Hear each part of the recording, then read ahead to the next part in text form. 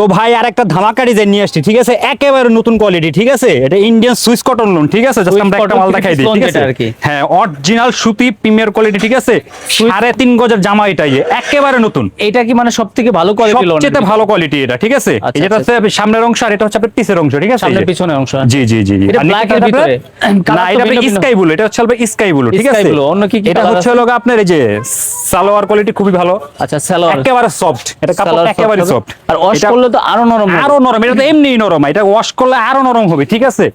ওন্নাটা বিশাল বড়, দেখছেন, আকর্ষণীয়, একেবারে লং। কালারগুলো দেখাই দেন ভাইয়া। এই যে দেখেন খুব সুন্দর সুন্দর কালার আছে, এই একটা কালার, এগুলো ডিজাইন, স্ক্রিনশট দিবেন আপনারা। এই একটা ডিজাইন, এই একটা ডিজাইন, প্রাইস কত বলছেন?